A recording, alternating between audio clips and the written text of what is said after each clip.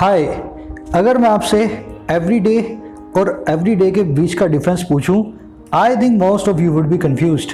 आपने आज तक इन वर्ड्स को एक ही वर्ड समझा है, आप इनको एक ही जगह पे यूज भी कर लेते होंगे, but I would surprise you by telling कि these are entirely different words. इनके मीनिंग भी अलग हैं और इनकी यूजेस भी अलग होती है। तो चलिए, यही टॉपिक है अपनी आज की वीडियो का।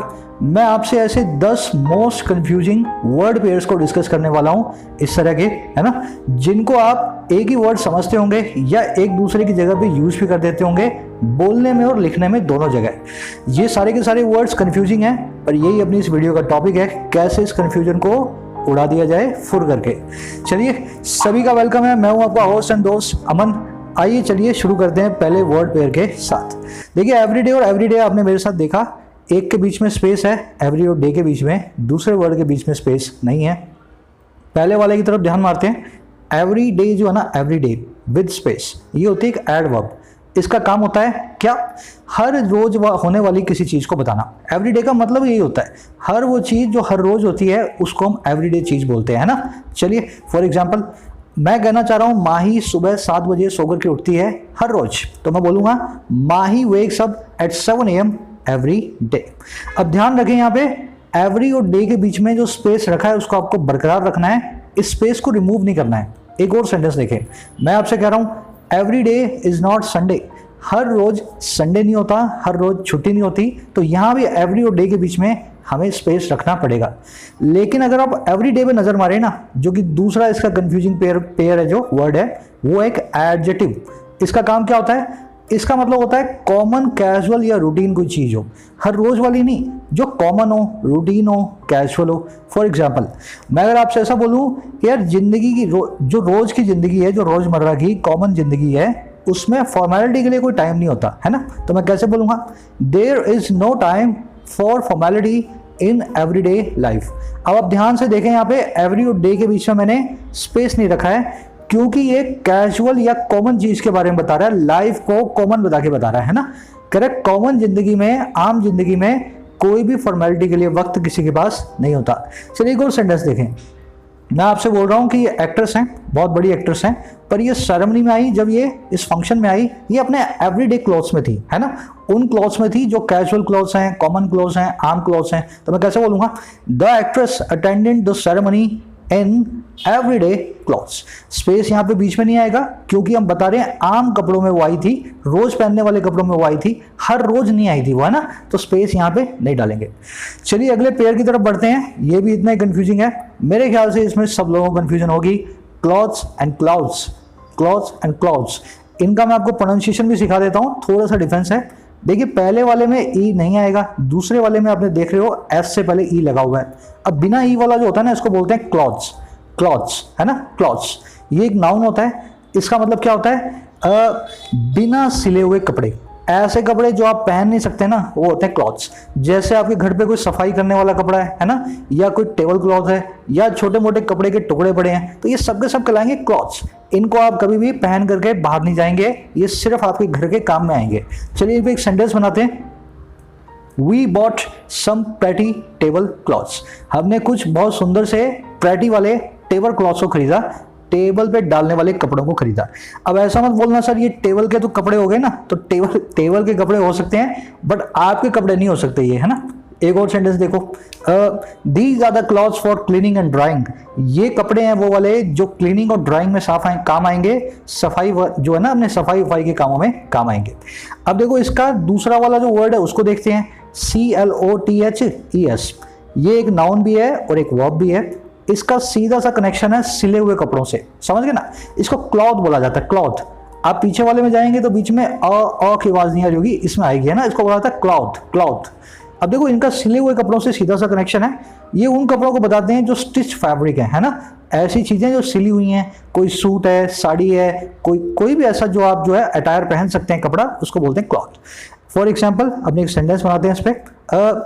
Clothes don't make the man. ये बहुत अच्छी एक सेइंग है, इंसान कपड़ों से इंसान नहीं बनता है, इंसान अपने गुणों से इंसान बनता है। तो clothes don't make the man. एक और देखें sentence. His clothes were covered with dirt. उसके कपड़े जो थे, पहनने वाले कपड़े जो थे वो विद कवर्ड थे डर्ट के जरिए, मतलब जो है मिट्टी उनके कपड़ों पे चढ़ी हुई थी।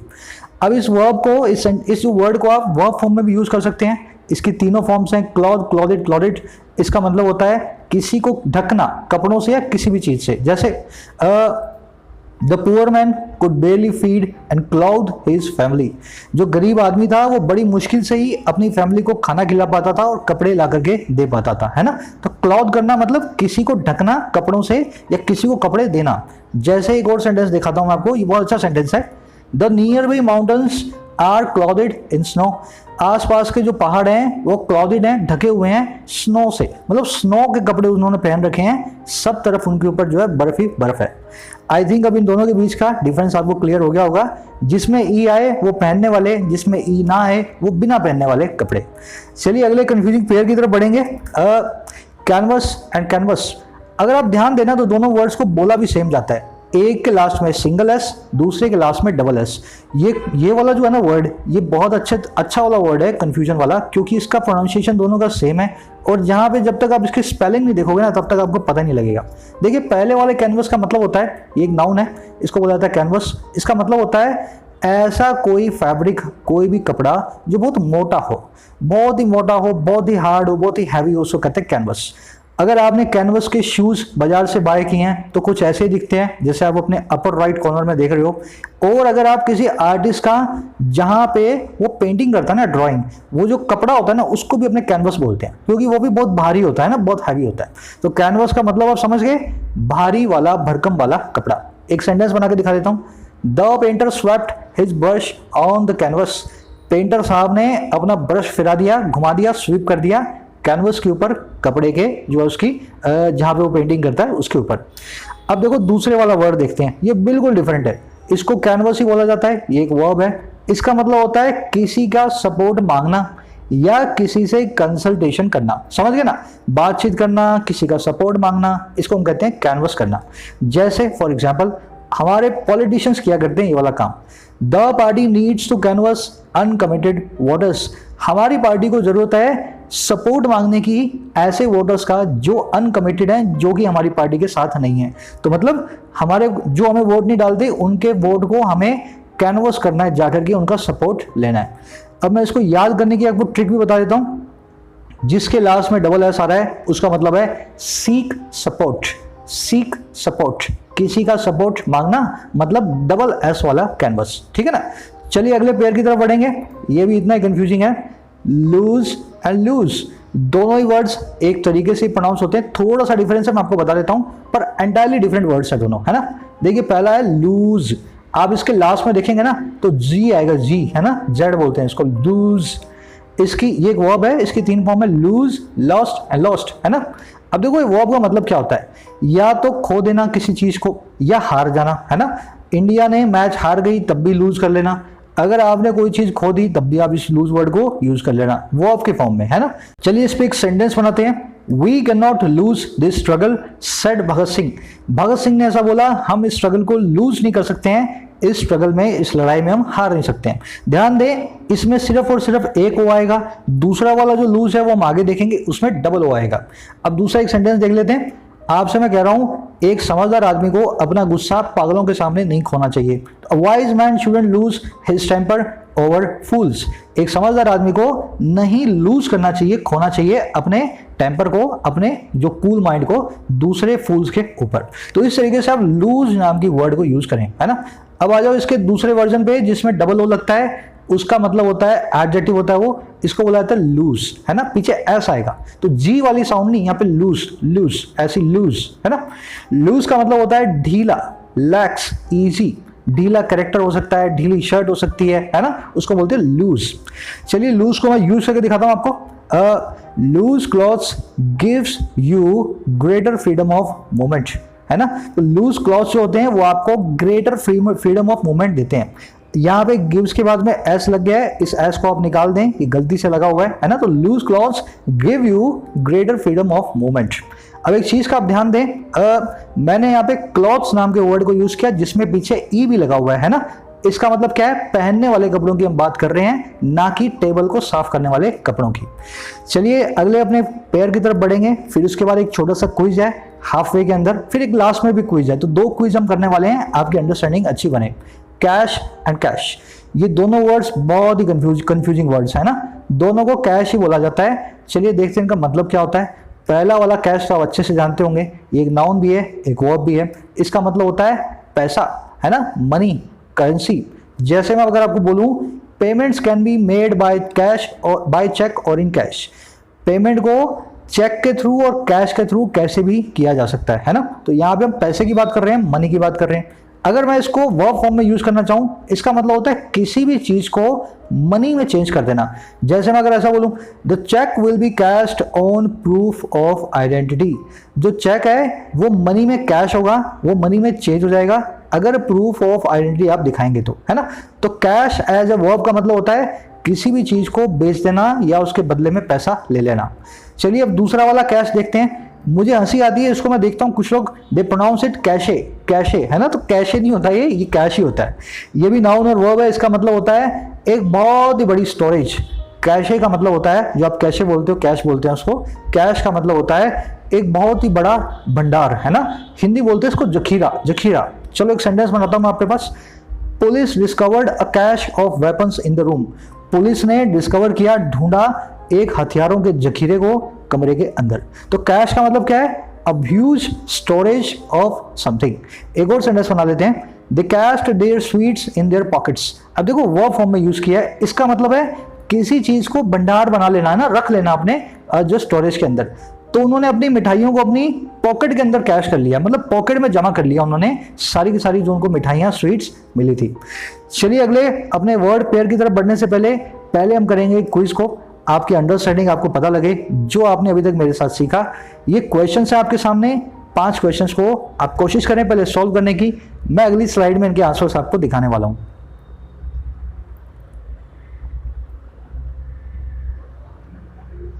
चलिए I think these are pretty easy questions to solve. अभी आपके आंसर्स हैं, जरूर से अपने आंसर्स से मेरे आंसर्स को मैच करें। चलिए अभी आपकी अंडरस्टैंडिंग आ जाएगी अगर आपने 5 क्वेश्चंस को सही किया तो, है ना। अब 6 नंबर पेयर की तरफ बढ़ेंगे अपने, जो कि है ब्रेथ एंड ब्रीथ। ये भी बहुत कंफ्यूजिंग वर्ड्स है, मैं बहुत लोगों को कंफ्यूजन लगाते हुए देखता हूं इन वर्ड्स के अंदर। इनमें फर्क क्या है, दोनों वर्ड्स एक ही चीज को बताते हैं, सांस लेने को। एक के लास्ट में ई आता है, दूसरे के लास्ट में ई नहीं आता। तो पहले वाला देखते हैं पहले, ब्रेथ। ब्रेथ का मतलब होता है नाउन, इसका मतलब होता है, देखो इसको कैसे प्रोनाउंस करते हैं हम, ब्रेथ, है ना, ब्रेथ। ब्रेथ का मतलब होता है सांस लेना, इनहेलेशन करना। सांस लेना भी नहीं, इनफैक्ट सांस, है ना, जो आप अंदर सांस ले रहे हो वो सांसें are called breath. For example मैं अगर आपसे बोलूं take a deep breath, take a deep breath, एक गहरी सांस लो, है ना, तो आपसे ऐसे बोलूंगा टेक अ डीप ब्रेथ। तो ब्रीथ नहीं, टेक अ डीप ब्रेथ। एक और सेंटेंस देखते हैं। 3 औरतें हैं, मिल गई वो, और 3 घंटे के लिए उन्होंने बिना सांस लिए बातें की। तो मैं क्या बोलूंगा, the 3 women spoke for 3 hours without pausing for a breath. तीनों औरतों ने 3 घंटे बातचीत की बिना सांस लिए, है ना। तो हम यहाँ पे जब जब सांस की नाउन की बात करेंगे ब्रेथ नाम के वर्ड को यूज करेंगे। चलिए अब इसके दूसरे वर्जन की तरफ बढ़ेंगे, जिसको बोला जाता है ब्रीथ। ब्रीथ, इसकी 3 फॉर्म्स भी हैं, एक वर्ब है breathe, breathe it, breathe it. इसका मतलब क्या होता है, सांस लेने का एक्शन, है ना, इनहेल करने का एक्शन। फॉर एग्जाम्पल मैं आपसे बोलूं पेशेंट जो है वो ब्रीथ कर रहा है नॉर्मली, पेशेंट जो है सांस ले रहा है नॉर्मली, तो मैं कैसे बोलूंगा, the patient is breathing normally said the doctor. समझ गए ना। तो breathe is a verb, breath is a noun, दोनों का मतलब सांस लेना। एक और सेंटेंस देखें, I can breathe George Floyd. आपने यूएस में भी सुना होगा, बहुत सारे राइट्स हुए जॉर्ज फ्लॉयड की डेथ के ऊपर। तो एक आई कैन ब्रीथ नाम का छोटा सा जो स्लोगन है ना, बहुत मशहूर हुआ, जिसमें बताया गया ब्लैक पीपल की स्ट्रगल के बारे में। तो I can breathe George Floyd के बारे में यहाँ पे एक छोटा सा हमने सेंटेंस रखा है, उसको एक ट्रिब्यूट के तौर पे, है ना, जॉर्ज फ्लॉयड को। चलिए अभी बढ़ते हैं अपने अगले पेयर की तरफ, stationery and stationary. I think ये वाले जो हैं 60% आप लोग जो है नहीं बता पाएंगे। मैं इसकी एक आपको ट्रिक भी बताऊंगा कैसे इसको याद रखा जाए। देखिए एक क्या आ रहा है स्टेशनरी में ए, दूसरे स्टेशनरी में आ रहा है ई, बाकी स्पेलिंग बिल्कुल है सेम, दोनों के दोनों एक ही तरीके से होते हैं प्रोनाउंस, है ना, स्टेशनरी। पहला वाला जो ए वाला है ना, उसका होता है एडजेक्टिव फॉर्म। इसका एडजेक्टिव फॉर्म का मीनिंग होता है जो चीज खड़ी हो या हिल ना रही हो, है ना। स्टेशनरी का मतलब क्या है, जो चीज खड़ी हो या हिल ना रही हो। जैसे ये कार खड़ी है, जैसे ये प्लेन खड़ा है, जो हिल ना रहा हो, फिक्स्ड हो। The bus crashed into a stationary vehicle, bus जाकर के घुस गई, क्रैश कर गई एक खड़े हुए व्हीकल के अंदर। तो समझ गए होंगे आप स्टेशनरी, है ना, विद ए। अब देखते हैं अपने ई वाला स्टेशनरी क्या करता है। देखो इसका मतलब क्या होता है स्टेशनरी ई वाले का, ऐसी कोई चीज जो लिखने और पढ़ने के काम आए। मतलब पेन पेपर, जो आप बुक शॉप पे जाते हो पेन पेपर लेकर के आते हो, वो सबके सब होते हैं स्टेशनरी, है ना, स्टेशनरी। फॉर एग्जांपल एक सेंटेंस बनाएंगे हम, there is a stationery shop in front of my house, मेरे घर के सामने किताबों की एक दुकान है ना। अब ये कौन सी स्टेशनरी शॉप है, वो वाली जो पेन और पेपर को बेचती है ना। एक और सेंटेंस देख लो, the little kid went to the stationery shop to buy a pencil, छोटा बच्चा किताबों की दुकान पे गया एक पेंसिल को खरीदने के लिए। अब देखो मैं आपको ट्रिक बता देता हूं, इन दोनों वर्ड्स को याद कैसे रखना है। ये दूसरा वाला जो स्टेशनरी है, इसके लास्ट में ई आता है, और जिसके लास्ट में ई आता है वो पेपर वाला स्टेशनरी होता है। पेपर के लास्ट में भी ई आता है ना, PAPER, और इस स्टेशनरी के लास्ट में भी ERY आता है। तो ये पेपर वाला स्टेशनरी जो है, इन दोनों के लास्ट में ई आता है। अगर ए आ रहा हो तो पेपर से इसका कोई कनेक्शन नहीं, अगर ई आ रहा हो तो ये किताबों वाला स्टेशनरी। चलिए बढ़ते हैं अपने अगले कंफ्यूजिंग वर्ड पेयर की तरफ, कॉम्प्लीमेंट एंड कॉम्प्लीमेंट। बहुत ही टेक्निकल वर्ड्स हैं दोनों के दोनों। मेरे हिसाब से आप लोग इसमें हमेशा गलती करते होंगे, एक में आई और एक में ई, दोनों के प्रोनाउंसिएशन में कोई फर्क नहीं। पहले आई वाले को देखेंगे, कॉम्प्लीमेंट को। ये नाउन भी है, वर्ब भी है। देखो कॉम्प्लीमेंट का मतलब होता है किसी को प्रशंसा भरा रिमार्क देना। वाह तुम्हारी टोपी तो बहुत अच्छी लग रही है, उस लड़की की ड्रेस बहुत अच्छी लग रही है, तो उसको आपने जाके बोल दिया your dress is looking beautiful, या you are looking beautiful in this dress, है ना। तो इसको हम कहते हैं कॉम्प्लीमेंट देना, किसी को रिमार्क्स देना। अब मैं एक सेंटेंस बता देता हूं आपको इसके ऊपर। मान लो आपको ऐसा बोलूं मैं, little compliments mean so much to us sometimes. छोटे छोटे कॉम्प्लीमेंट्स, छोटी छोटी प्रशंसाएं कभी कभी हमारे लिए बहुत बड़ी चीज बन जाती है ना। हमें वो मोटिवेट करती हैं। किसी ने आपको थोड़ा सा भी कॉम्प्लीमेंट दिया, यू बिकम मोटिवेटेड। अब ऐसे एक सेंटेंस और बनाएंगे इस पे कॉम्प्लीमेंट पे। The soup is delicious, my compliments to the chef. Soup बहुत अच्छा है, मेरी तरफ से शेफ को कॉम्प्लीमेंट्स, है ना। जब भी आप कहीं रेस्टोरेंट में कुछ खाना बना खाएं, आपको अच्छा लगे ना, खाना अच्छा लगे, तो आप बोल सकते हैं मैनेजर को बुला के या वेटर को, ये वाली डिश जो है वो बहुत अच्छी है, I like it and my compliments to the chef. Chef साहब को मेरी तरफ से बहुत सारे कॉम्प्लीमेंट्स। तो ये इस आई वाले कॉम्प्लीमेंट का यही काम होता है, किसी की प्रशंसा। अब देखो ई वाला कॉम्प्लीमेंट देखते हैं, ये भी एक नाउन और एक वर्ब है। इसका मतलब होता है पूरक होना दो चीजों का। दो चीजें जब एक दूसरे की कॉम्प्लीमेंट होती हैं तो वो एक दूसरे को फुलफिल करती हैं, है ना। एक के बिना दूसरा अधूरा, दूसरे के बिना पहला अधूरा। अब एग्जांपल के लिए अपने देखते हैं, मान लीजिए मैं ऐसा बोलूं, यार ये जो रूम है ना, इसका जो फर्नीचर है बिल्कुल दीवारों का पूरक है। जितनी अच्छी दीवारें हैं उतना अच्छा फर्नीचर है, दोनों मिलकर के इस रूम की सुंदरता को, ब्यूटी को बहुत इंक्रीज करते हैं। तो मैं बोलूंगा the furniture of the room is a good complement to dark colour of the walls. इस फर्नीचर जो है, रूम का फर्नीचर जो है, बहुत ही अच्छा कॉम्प्लीमेंट है दीवारों के गहरे रंग का। बहुत प्यारा रूम है वैसे भी, है ना। एक और आप देखो, मान लीजिए बोथ आर इन लव, मैं बोल रहा हूँ both of them complement each other perfectly. ये दोनों बंदे जो हैं, बंदियां जो हैं, एक दूसरे को अच्छे तरीके से कॉम्प्लीमेंट करते हैं, एक दूसरे के अच्छे से पूरक है। मतलब दोनों की ब्यूटी एक दूसरे के साथ बढ़ जाती है, दोनों एक दूसरे को फुलफिल करते हैं। चलिए बढ़ते हैं अपने अगले कंफ्यूजिंग पेयर की तरफ। आज का सेकंड लास्ट है इलिसिट। दोनों की स्पेलिंग में बहुत बड़ा डिफरेंस है। पहले के शुरू में ई, दूसरे के शुरू में आई और डबल एल, है ना। फर्स्ट वाले में सिंगल एल। दोनों को इलिसिट बोला जाता है।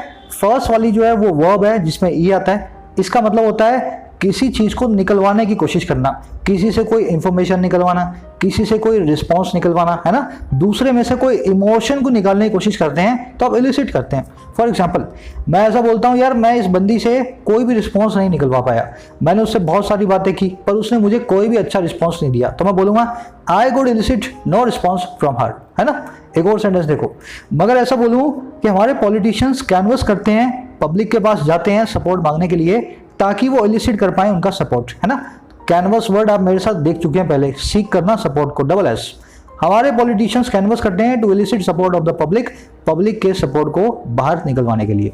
तो इलिसिट वर्ड को आपने सीख लिया, इसके शुरू में ही आता है, इसको एलिसिट ना बोले, इलिसिट बोले। अब दूसरा वाला इलिसिट देखें, इसको भी इलिसिट बोलते हैं, ये एडजेक्टिव है। इसका मतलब होता है इलीगल।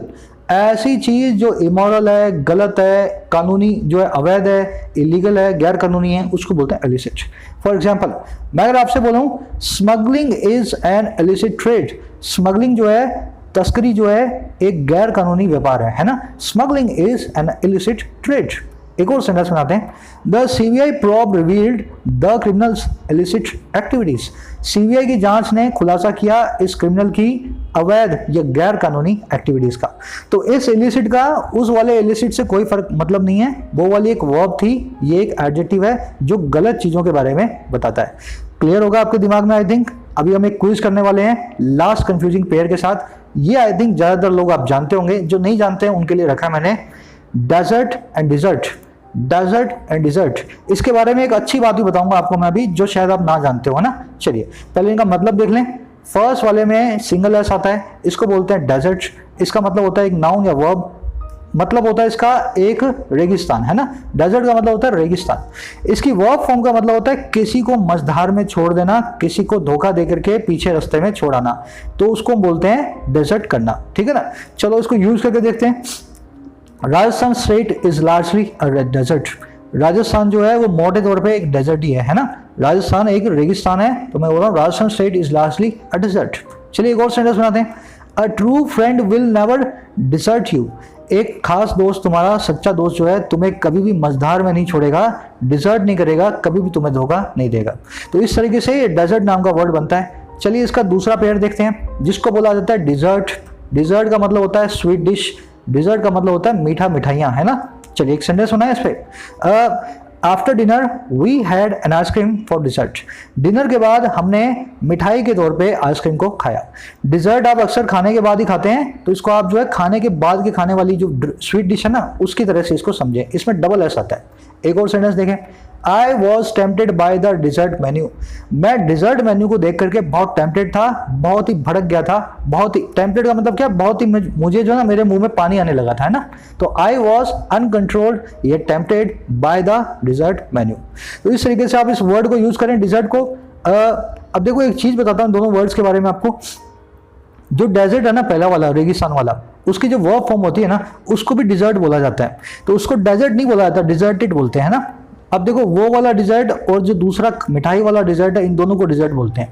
तो डेजर्ट की वर्ब फॉर्म डिजर्ट ही कहलाती है, उसकी डिजर्ट फॉर्म वर्ब फॉर्म में और यहाँ पे मिठाई वाले डिजर्ट में कोई फर्क नहीं है as far as pronunciation is concerned, है ना।